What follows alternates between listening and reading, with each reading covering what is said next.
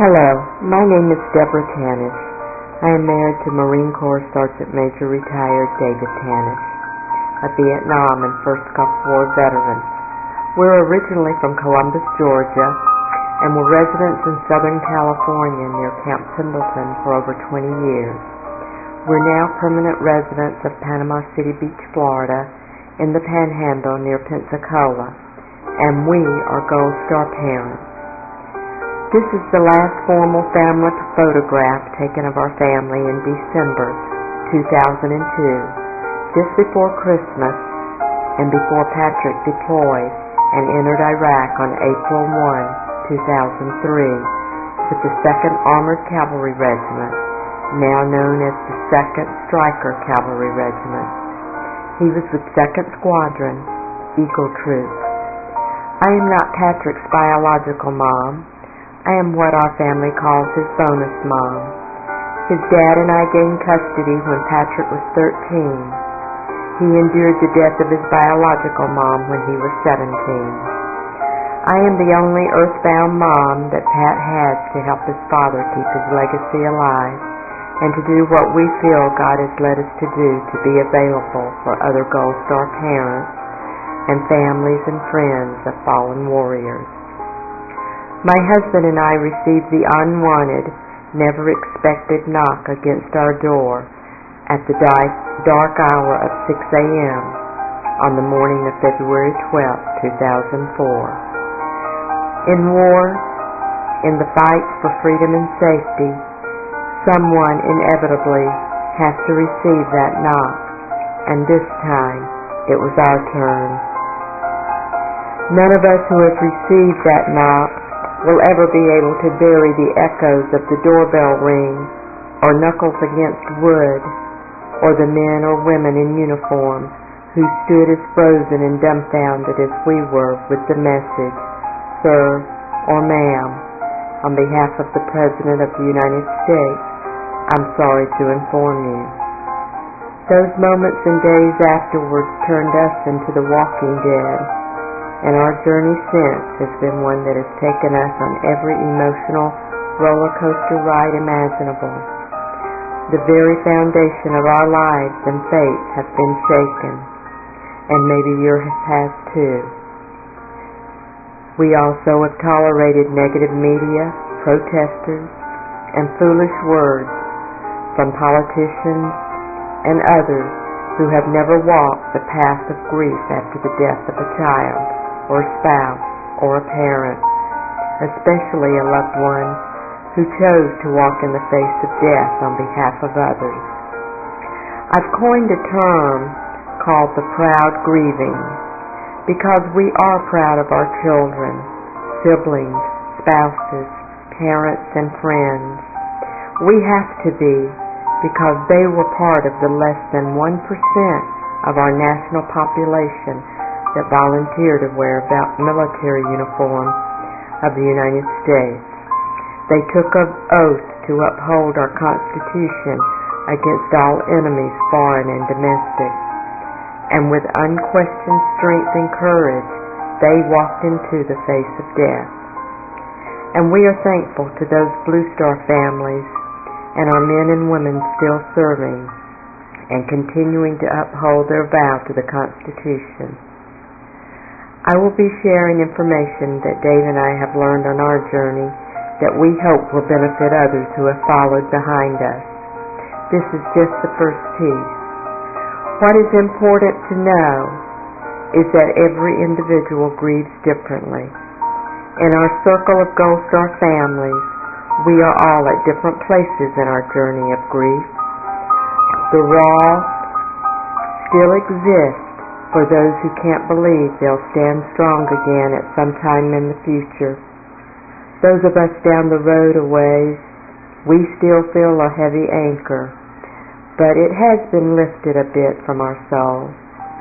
Although we will also testify that we'll never be the same as we were before that knock. We can also testify that we have survived and allowed God to use us to stand for others, hold their hands, give a hug, listen, and share. We cry tears with others without fear or judgment. We know this journey, and only we can validate for each other the emotions and prove that we can stand together to gain strength. We all can be available to one another when we hit a bump in the road, like angel dates, birthdays, holidays, and memories that pop up out of nowhere. None of us ever wanted to be a part of this group called Gold Star Family. We die a bit over again when we hear of another family that had to receive this knock. But our children, our husbands, our parents, our friends chose a career that meant serving a purpose greater than themselves. And in their memory, for their legacies, we all must continue our journey to be the best that we can be, to be among the few and the proud, that show the same strength and courage that our loved ones have already shown the world.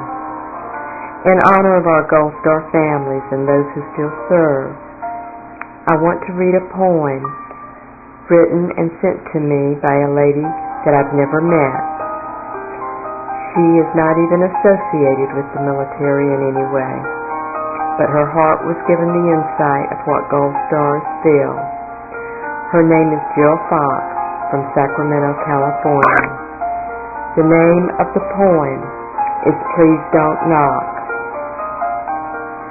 The day that you answered the call, my heart swelled with pride, but I felt a tinge of fear, and when alone I cried. I've walked difficult roads, but this one I didn't want to take. I hold your photo in the middle of night, praying where you are, everyone's safe.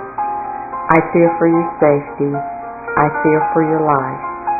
I think of grandchildren, not yet born, and about your future wife.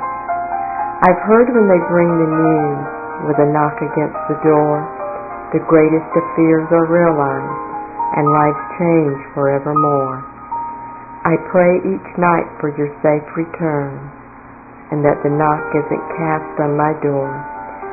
Please grant me, heaven, this one special request, and I'll never ask for anything more.